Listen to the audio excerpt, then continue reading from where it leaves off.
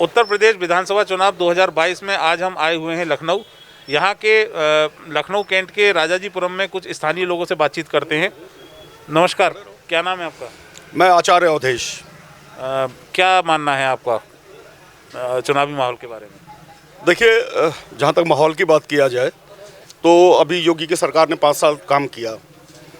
2 साल कोरोना जैसी चीज़ों से मतलब पैंडेमिक रहा, तो उस पीरियड में योगी की सरकार का परफॉर्मेंस बेहद निचले स्तर का रहा। चाहे वो मेडिकल फैसिलिटीज़ हों, चाहे वो जो अरेंजमेंट होता है मेडिसिन्स का अरेंजमेंट हो, बेड्स का अरेंजमेंट हो, ऑक्सीजन्स का अरेंजमेंट हो, सारे टेस्टिंग का अरेंजमेंट्स हो, तो मेडिकल ग्राउंड पे इससे ज़्यादा फ्लॉप सरकार, मैं 57 एज का हूँ, मैंने आज तक अपनी ज़िंदगी में कभी नहीं देखी। लेकिन उस जो कोरोना था उसमें तो पूरा दुनिया ही पैरालाइज हो गया। देखिए, पूरे दुनिया के पैरालाइज होने में पैरालाइजेशन को का देखिए एक मैंने बोला ना, पहले सबसे पहले मैंने बोला इट वाज ए पैंडेमिक। लेकिन फिर गवर्नमेंट्स, अच्छा गवर्नमेंट को हम लोग फॉर्म क्यों करते हैं? Why we vote to the governments? इसलिए ना कि हम उनसे उम्मीद करते हैं कि वो कम से कम आम लोगों की भावनाओं का, देखिए जीवन मृत्यु, हानि लाभ जीवन मरण, यश अपयश विधियात, मैं इस पर किसी को ब्लेम नहीं करता। लेकिन इसका मतलब ये थोड़ा ही है कि फिर आप रेलवे ट्रैक पे आदमी को मरने के लिए छोड़ दीजिए कि ट्रैक पे भीड़ है और आप ट्रेन को आप ग्रीन सिग्नल दे दीजिए कि मरते चले जाओ। It was worst performance by the Yogi सरकार। बंगाल में चुनाव चल रहा था, अमित शाह का बयान है, मैंने फेसबुक पे लिखा कि उन्होंने कहा कि यूपी की मौतों का बंगाल के चुनाव से कोई मतलब नहीं है। योगी ने जिस समय लखनऊ में हज़ारों मौतें हो चुकी थी, मेरी पत्नी का भी देहांत 17 अप्रैल की रात में हुआ है, और मैंने सफ़र किया है कि जिस समय 13 तारीख को उनका ऑक्सीजन लेवल 65 था। इस लखनऊ छोड़ दीजिए, उत्तर प्रदेश में कहीं एक जगह बेड नहीं था।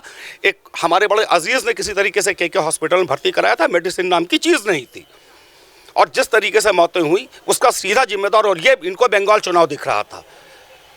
यार, आप चुनाव जीतते हो, आप राजा हो, आपको हम लोगों ने इलेक्ट करके भेजा था और सिलेक्ट करके भेजा था। आप जाके बंगाल के चुनाव के लिए आपने यूपी को लावारिस छोड़ दिया, लाशों का अंबार लग गया। Super flop government, the worst performance by Baba Yogi. तो इस बार आप किसको वोट करेंगे? देखिए, this is the very personal question. देखिए, सरकार, क्योंकि मैं ये भी नहीं कह सकता, मैं अखिलेश की जहाँ तक बात कर रहा हूँ, तो अब चूँकि लखनऊ में रहा हूँ तो पॉलिटिक्स और पूर्वांचल का रहने वाला हूँ, तो लखनऊ की भी राजनीति और मैं पूर्वांचल की राजनीति से और बहुत अच्छी तरीके से वाकिफ़ रहा हूँ और हूँ भी। अखिलेश का भी बहुत अच्छा परफॉर्मेंस रहता, लेकिन होता क्या है कि जब सेनापति न हो किसी, या दो बड़े छोटे स्तर के हों, छोटी सोच के सेनापति हों, तो फिर उस आदमी का भी आप ये नहीं कह सकते कि उसका परफॉर्मेंस बहुत अच्छा रहेगा।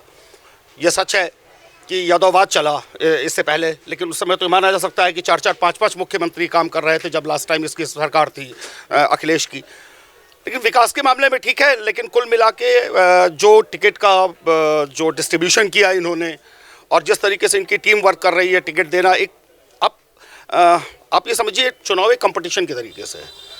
आपने एक बार टिक किया, ऑब्जेक्टिव टाइप ऑफ क्वेश्चन से, if you have ticked that is final. आप एक बार टिक करिए, एक को टिकट दीजिए, फिर उसको काटिए, दूसरे को दीजिए, तीसरे को दीजिए, मतलब आपका खुद का माइंड सेटअप नहीं है, तो फिर आपसे क्या उम्मीद की जाए? You don't have a setup mind for the election, what I can say for. तो आप दोनों से ही नाखुश हैं, तो आप बसपा या कांग्रेस में किसी को? आप ऐसे लोगों की बात मत करिए जो दूर दूर तक कहीं रेस में नहीं है। तो मतलब किसका नोटा को दबाएंगे आप? नहीं, देखिए, ये आप एक पर्सनल सवाल पे जा रहे हैं। आप लोग तो इतने बिग चैनल से हो, आप लोग फिर भी कुछ तो आइडिया दीजिए कि लखनऊ का मूड क्या है। आप जैसे बुद्धिजीवी तो बताते हैं हमारे लिए। जी, मैं आपको बता तो रहा हूँ, मैं खुद भी इस समय लखनऊ हाई कोर्ट का एडवोकेट हूँ और 35 साल की मेरी प्रैक्टिस हो गई। मैं अध्यात्म में एक बहुत बड़ा नाम हूँ। मैं आपको साफ शब्दों में बता रहा हूँ, अगर आपने देखिए, आपने निष्पक्ष तौर पर, आप इंटरनेशनल टीवी वाले लोग हो, अंतर्राष्ट्रीय स्तर पर आप लोगों की बड़ी पहचान है। मैं आपको सही बात बता रहा हूँ, दोनों का हालात यही है, एक नागनाथ, दूसरा सांपनाथ। तो होगा क्या फिर? हंग गवर्नमेंट डेफिनेटली। एक बार केजरीवाल को देखा जाए भाई, केजरीवाल को देखा जाए। ये इस मार्केट के बड़े प्रतिष्ठित व्यक्ति हैं। एचके टेलर्स बहुत प्राचीनतम शॉप है, लेकिन हंग गवर्नमेंट। यार योगी और अखिलेश में बोलो ना, क्या है? बोल तो रहा हूँ, हंग गवर्नमेंट। खाले दोनों तरफ लुढ़क रहे हो यार। हंग गवर्नमेंट, हंग गवर्नमेंट। दोनों को मना कर दिया। अगर दोनों में एक चाहिए तो बोलो। नहीं, तो उसके लिए अभी यहाँ पे 23rd को चुनाव, तुम बोल दोगे 23rd का चुनाव, जनता का मूड बोलोगे। मैं अपना मूड बोल, तब तुम अपना मूड बोल रहा हूँ, जनता को तुम बताना ना अपना। हाँ। आप बताइए। मेरे लिए तो भैया अभी जोगी जी बहुत सही है। और बोलो, अब इनके मूड से थोड़ा हम चलेंगे। अरे किसी का अगर कोई मर गया, मरे मराया तो बहुत जने हैं, सब कुछ हुआ है यहाँ पे, बट लोगों की संवेदनाएं जुड़ जाती है। सब इनमें जुड़ जाती है तो ठीक है।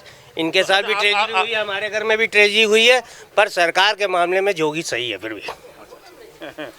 देखिए, ये व्यापारी हैं, ये व्यापारी हैं, इनका अपना व्यक्तिगत मत है। आपने मेरा व्यक्तिगत मत पूछा तो मैंने आपको साफ शब्दों में बताया कि जो आदमी बेसिक फंडामेंटल्स को ना प्रोवाइड करा पाए, और फंडामेंटल है क्या? शिक्षा, ठीक है, शिक्षा के स्तर को उन्होंने ठीक रखा, मेंटेन करने की कोशिश की योगी ने, मैं उस पर कुछ ऑब्जेक्शन नहीं करता। विकास का भी स्तर ऐसा नहीं कहा जा सकता कि उन्होंने कुछ नहीं किया, लेकिन जहां तक सबसे ज्यादा है चिकित्सा, उस पर यह गवर्नमेंट बुरी तरीके से फ्लॉप है। नहीं, जहाँ तक मेरा मानना है कि मोदी जी ने तो सबको वैक्सीनेशन फ्री कराया, जो कि आप पूरी दुनिया में देखिए किसी हर व्यक्ति के लिए वैक्सीनेशन का 2-2.5 हज़ार रुपये पड़ा है, तो गवर्नमेंट ने तो अपने ऊपर बियर किया। अगर एक घर में 4 व्यक्ति है तो 10,000 रुपये की तो सहायता हो ही गई, और उसके अलावा जान भी बची। देखिए, वैक्सीनेशन से अगर जान बचने का, अगर ये माना जाए कि वैक्सीनेशन से बहुत ज़्यादा कंट्रोल हुआ जान बचने में, तो वैक्सीनेशन इतनी हैवी डेथ ऑलरेडी हो चुकी थी। वैक्सीनेशन के बाद हिंदुस्तान में ये ओमिक्रॉन आया, उससे पहले वैक्सीनेशन जब दो पैंडेमिक्स को हम लोग झेल चुके, उसके बाद वैक्सीनेशन आया ना। नहीं, उसको टाइम तो लगता ही है ना। विदेशों में तो स्टार्ट हो चुका था। नहीं, लेकिन हम लोग तो 135 करोड़ है, वहाँ तो 2-4 करोड़ लोग होते हैं, तो उनमें 180 करोड़ लोगों के लिए लग जाना, लोगों के 2-2 डोज लग जाना, उसके अलावा कुछ लोगों को बूस्टर डोज भी लगा दी। तो गवर्नमेंट ने चिकित्सा के क्षेत्र में प्रयास तो किया, लेकिन शायद कुछ संवेदनाएं रह गई। कहावत सुने हैं आप कि अब पछताए होत क्या जब चिड़िया चुग गई खेत। एक चीज का विनाश हो गया, आप मेरी बात को समझिए।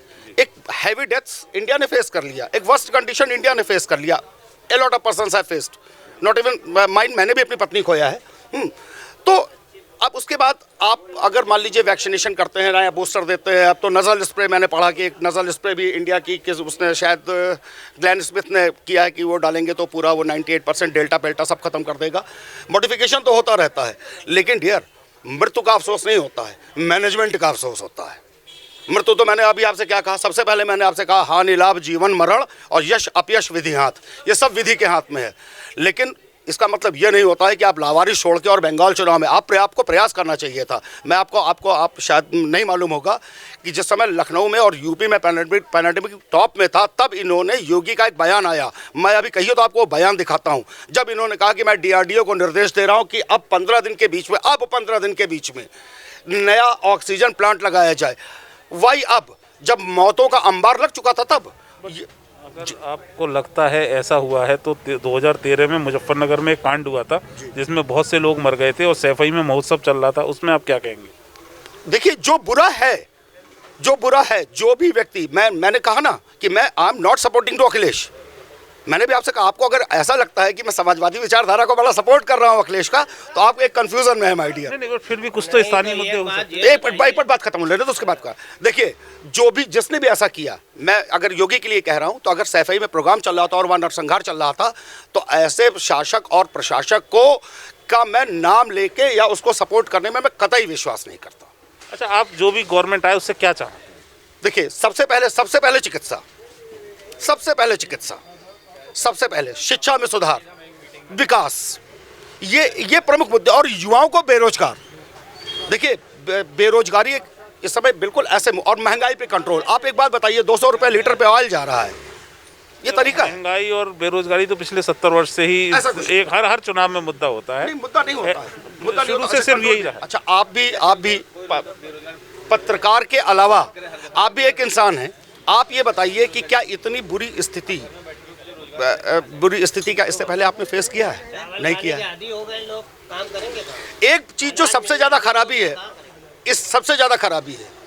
एक आपने एक चीज देखी होगी, जिस समय गांव के छोटे बच्चे या शहर के छोटे बच्चे होते हैं, तो जो पुराने ड्रगिस्ट होते हैं उनको नशा करा देते हैं कि शुरुआत में 1 हफ्ता पिला दो, घर में चोरी करके पियेंगे। मैं किसी भी मुफ्त प्रणाली का प्रबल विरोधी हूँ, किसी को कुछ मुफ्त नहीं देना चाहिए, काम करिए चीज पाइए। अखिलेश जी तो 300 यूनिट बिजली फ्री देंगे, गलत है। इस तरीके की चीजों से हिंदुस्तान का विनाश होगा, विकास नहीं। क्या नाम है आपका? अनिल कुमार वर्मा। अच्छा, क्या कहना चाहेंगे, किसको वोट करेंगे? वोट तो ये एक सीक्रेट चीज है, ये नहीं बताते हैं। जय समाजवाद, नहीं, जय नहीं। अखिलेश। नहीं, अखिलेश को ही करेंगे, आपको डरने की जरूरत थोड़ी ना है। अखिलेश को ही करेंगे। आप बोलिए खुल के। आप आपका क्या नाम? बताइए। मेरा नाम है हामिद अंसारी। हाँ? मैं चाहता हूँ कि यहाँ पे केजरीवाल की सरकार बने। बहुत बढ़िया भाई। मुझे वो आदमी पसंद है, वो सिर्फ काम की बात करता है। ये चलिए, वो तो अभी कॉन्टेस्ट में नहीं है। वो काम नहीं करता है जी। कि कभी पाकिस्तान तो कभी ईरान, कभी तुरान। हम यहाँ रह रहे हैं, हमारी बात करो। हमारी बात कोई नहीं करता भाई। दुनिया में हम हिंदुस्तान में यहाँ पे रह रहे हैं, हमारी बात कोई नहीं करता। सिर्फ वहाँ अमेरिका चले गए, सऊदी अरब चले गए, वहाँ चले गए। अरे भाई, हम भूखे मर रहे हैं, हमारा क्या होगा? हमें उससे मतलब है। ओनली केजरीवाल काम किया, उसने काम की बात करता है, सिर्फ काम की बात, फालतू बात नहीं करता वो। योगी सरकार ने केवल भ्रष्टाचार के अलावा और कोई कार्य नहीं किया। उन्होंने पहली बात, उन्होंने ना रोजगार दिया, ना कोई नौकरी दी, कुछ भी नहीं दिया है। Total flop. अगर आपकी सरकार चाहिए तो अखिलेश को ही लाना पड़ेगा। बेरोजगारी मुद्दा है, सारे मुद्दे फ्लॉप कर चुकी है योगी सरकार। क्या कहना है? किस बारे में बताइए, मुद्दा बताइए। मुद्दा अरे मैं ऋषभ गुप्ता हूँ, अध्यक्ष राजवीपुरम व्यापार मंडल का। अच्छा, नहीं तो यहाँ के स्थानीय मुद्दे क्या हैं? स्थानीय मुद्दे यही है कि व्यापारियों की सुरक्षा, एक बेहतर पार्किंग व्यवस्था, जो चीज़ें महंगी हो चुकी हैं उनकी तरफ ध्यान ले जाना सरकार को। अभी तक मुझे नहीं लगा कि 5 साल में उन्होंने ध्यान दिया इन सब चीज़ों पे। दूसरा बजट भी आया, उसके बारे में क्रिप्टो करेंसी के बारे में जो कि लीगल नहीं है, उस पर बात करी गई। तो मुद्दे यही हैं कि महंगाई पे बात हो, ज़मीनी स्तर पे बात हो और ज़मीनी लोगों से मिला जाए। सरकार को रिपीट करवाएंगे? मुझे लगता है कि इतना ज़्यादा शोषण हो चुका है व्यापारियों का और आम नागरिकों का, मुझे नहीं लगता है कि रिपीट हो पाएगी। अखिलेश यादव जिंदाबाद। और कोई कुछ बोलना चाहेगा? जिंदाबाद। बोलिए बोलिए। अखिलेश यादव जिंदाबाद। देखिए, अब जो बोल रहे हैं, हमारे गुरुजी भी बोला कि हम नाम किसको वोट देते हैं, तो कोई भी इंसान नहीं बताएगा हम किसको देते हैं, किसको नहीं देते हैं। और जो भी सरकार आए, पहली बात तो भाजपा सरकार में आज तक देखा है कि पहले तो अटैक किया रियल इस्टेट पे, और व्यापारी लोग तो अंदर बाहर से तो कह नहीं सकते हैं कि मैं भाजपा दूंगा, सपा दूंगा।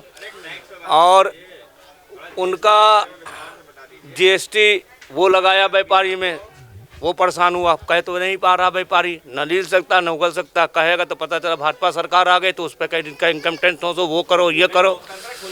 और नहीं, खुल के कर रहे हैं हम, ये तो नहीं कह रहे हैं, नहीं कहेंगे, खुल के कह रहा हूँ।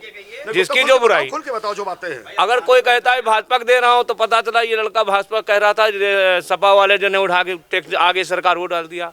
तो उससे को नहीं, देखिए व्यापारियों को सुविधा चाहिए, सरकार कोई भी आए, और डरने कोई बात नहीं है। हम तो आज जनता है, और जो व्यापारी की लाइन में है, हमारे माननीय जो राष्ट्रीय अध्यक्ष जी हैं, उनके पिताजी। वास्तविकता ये है, देखिए ये प्रबुद्ध नगरी है लखनऊ।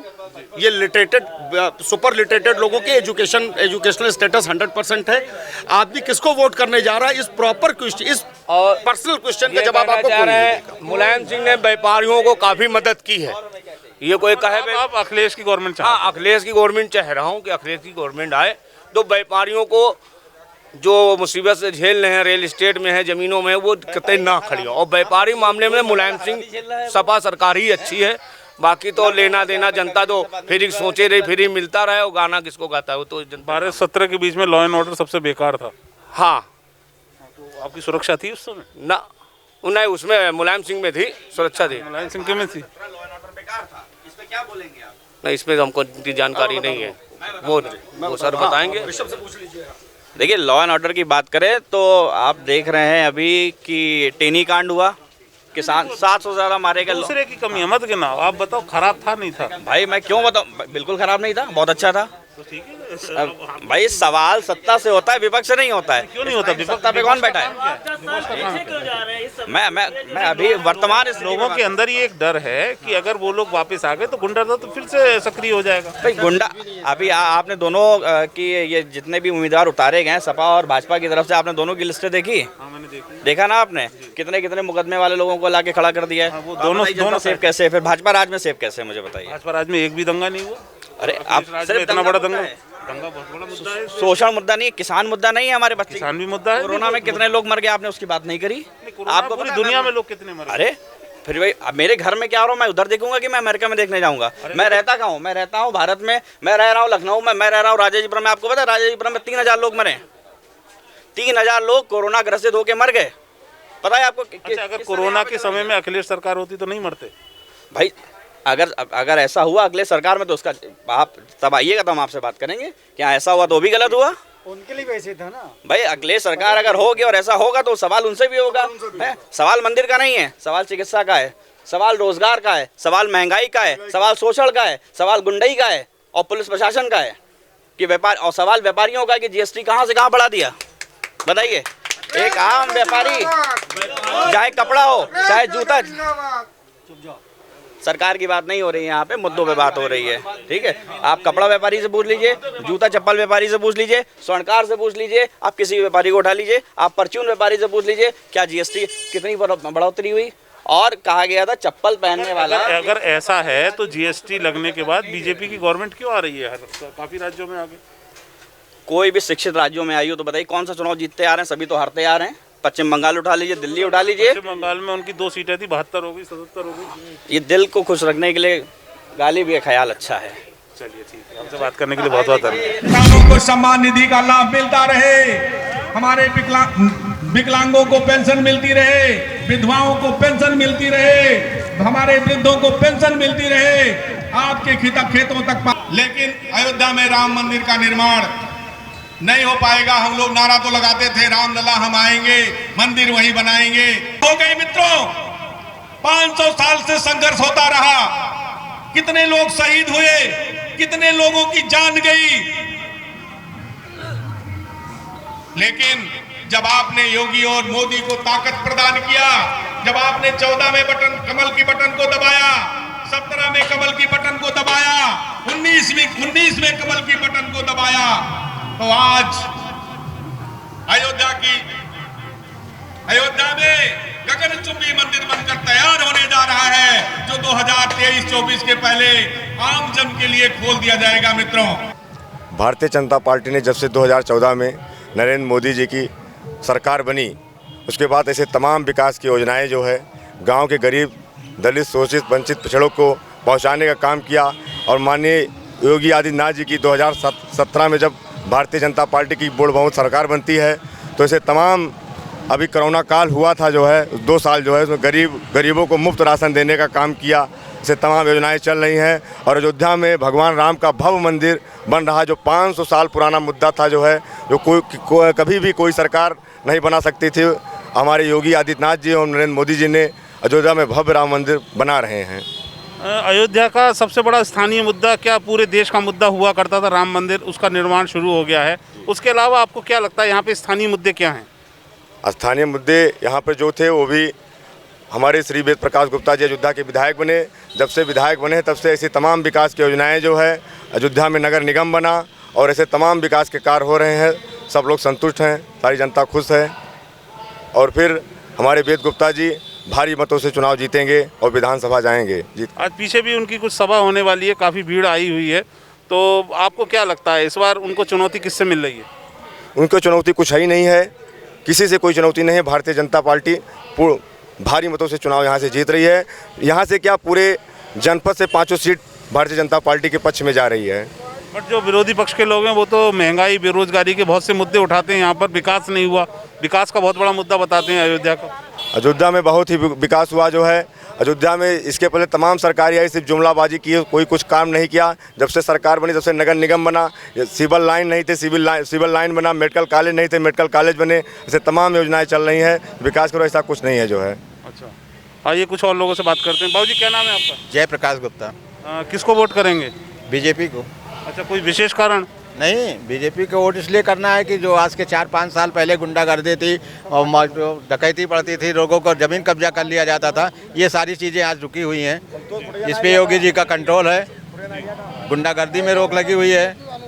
लेकिन बहुत से लोग बोलते हैं महंगाई बहुत बढ़ गई है, बेरोजगारी बहुत बढ़ गई है। हाँ, महंगाई बढ़ गई है तो हर साल महंगाई बढ़ती है। जैसे जैसे 7वां वेतन आयोग का बढ़ता वैसे वैसे कुछ महंगाई तो बढ़वे करेगी। आटा 20 रुपया किलो तो अब 22 रुपया कौन बड़ा हो गया। तो आपके हिसाब से यहाँ के स्थानीय क्या मुद्दे हैं? स्थानीय मुद्दे, हमारा राष्ट्रीय मुद्दा जो है जन्मभूमि का है और राष्ट्र का है, प्रदेश का है। उसके बाद स्थानीय मुद्दे सड़क है, महंगाई है और ये जनता की समस्याएं हैं। तो आपको लगता है वेद गुप्ता जी इन सब चीज़ों को इस बार सही कर देंगे? हाँ, पिछली बार जो कमी रह गई है उसको पूरा करेंगे। ये आप जहाँ खड़े देख लीजिए सड़क, ये 5 साल पहले की सड़क है, ये अभी उन्हीं वेद गुप्ता के ज़माने की सड़क है। हाँ जी, क्या नाम है आपका? अजय कुमार सिंह। अच्छा, किसको वोट करेंगे? भारतीय जनता पार्टी को। अच्छा, क्या कारण है उसका? बहुत कारण है। 500 साल पुराना हमारा सनातन धर्म आज जाग चुका है। सनातन धर्म अंधेरे में चला गया था। भारतीय जनता पार्टी की जब से सरकार बनी है, अयोध्या में जब से राम मंदिर का निर्माण हो रहा है, तब से सनातन धर्म जाग उठा है। सुनते राम मंदिर के निर्माण में कुछ जमीनों का अधिग्रहण करने में काफ़ी घोटाला हुआ है। अरे घोटाला करने वाले करते हैं, जनता से हमसे क्या लेना देना। हम भारतीय जनता पार्टी को वोट देंगे, भारतीय जनता पार्टी जिताएंगे। सरकार 2 बार राशन दे रही है, बिजली दे रही है, इससे ज़्यादा और क्या चीज़ चाहिए, वो भी अयोध्या में। अयोध्या में अगर बीजेपी की सरकार नहीं आई तो हम लोगों को कहीं मुंह दिखाने लायक नहीं रहेंगे। जय श्री राम। हाँ जी, क्या नाम है? मेरा नाम हरिकीत सिंह नाम है। हाँ जी, किसको वोट करेंगे? हम जो वोट करेंगे राष्ट्र हित में वोट करेंगे। जो सरकार ने किसको करेंगे? राष्ट्र हित में वोट करेंगे। जो सरकार ने गरीबों को मकान दिया है, जिनके सर पे छत नहीं था उनको मकान दिया है, ऐसे कोरोना काल में लोगों को घर घर सबको राशन मिला है, उनको हम वोट करेंगे। जो गरीबों को साथ दिया है, जो हमारे सुख दुख में साथ में खड़े हैं। और जो बेरोजगारी महंगाई बढ़ गई उसके लिए क्या? बेरोजगारी नहीं बढ़ी है, हर आदमी अपना रोजगार चला रहा है। जरूरी नहीं सबको सरकारी नौकरियां मिले। हम भी हमारे पास गाड़ी चलाते हैं, हमारे पास गाड़ी का भी रोजगार है। जिसके पास जो रोजगार है अपना रोजगार कर रहा है। महंगाई नहीं बढ़ी है। अगर लोगों की महंगाई बढ़ी तो लोगों की आमदनियाँ भी बढ़ी हैं। कल को अगर देखा जाए मजदूरों की जो मजदूरी थी 100 रुपये थी, आज 400 रुपये मजदूरी है। अयोध्या के क्या स्थानीय मुद्दे हैं? देखिए, यहाँ के स्थानीय मुद्दे जो थे सारे हल हो रहे हैं। राम मंदिर सबसे बड़ा मुद्दा था, वो हल हो रहा है। यहाँ पे मेडिकल कॉलेज बन रहे हैं और आपका यहाँ पे एयरपोर्ट का काम चल रहा है। सड़कें बहुत अच्छी हो गई हैं। नगर निगम काम हो गया, नगर निगम हो गया है। बिजली बराबर 24 घंटे शहर में रह रही है। पानी कोई दिक्कत नहीं है, सब कुछ चल रहा है। आप क्या कहेंगे? यहाँ का सारा विकास कार्य हो रहा है और हवाई अड्डा बन रहा है, राम जन्मभूमि बन रही है और महंगाई के नाम पर कुछ नहीं है। जहाँ 100 रुपये मजदूरी थी वहाँ 400 रुपया और ईंटा जोड़ने वाले को उनको 800 रुपया मिल रहा है और 2 सिलेंडर देने का वादा हुआ है। हर चीज़ काम हो रहा है और भारतीय जनता पार्टी यहाँ भारी बहुमत से निकलने जा रही है और निकल जाएगी वो। और हर सुविधा, हर काम, हर जगह और पूरे जो है विधानसभा का ये जो है प्रदेश में सड़कों का जाल बिछ रहा है, हर काम हो रहा है यहाँ पर। क्या कहेंगे आप? भारतीय जनता पार्टी अपने हिसाब से जितने भी उन्होंने अपने घोषणा पत्र में लिया था वो सारे कार्य उन्होंने किया है।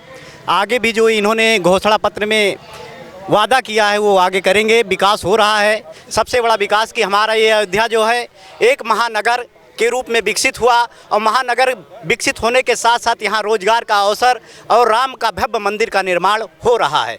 इससे हमारे यहाँ का ये जो है अयोध्या जो विश्व में माना जाना एक अपना प्राचीन सनातन धर्म का अलौकिक रूप से जो अपनी प्रतिबिंब जैसे धूमिल पड़ी हुई थी, माननीय भारतीय जनता पार्टी के आने से उसको एक प्रगति मिली है और भारतीय जनता पार्टी के आने से हमारे सनातन धर्म का एकदम ये समझ लीजिए कि हमारे हिंदुओं भाइयों को और मुस्लिम भाइयों को सभी को ऐसा कोई नहीं है ये किसी मतभेद और किसी ईर्षा द्वेष का ये नहीं है। सभी को एक बराबर की श्रेणी में, सबको समानता की श्रेणी में, सबका विकास, सबका विश्वास करके कार्य कर रही है। और इन्होंने ये भी किया है कि कभी जात वर्ग विशेष को देखकर ना कोई योजनाओं का लाभ दिया। ये सभी को एक सामान्य के तरफ से योजनाओं का लाभ भी दे रहा है और विकास भी कर रहा है।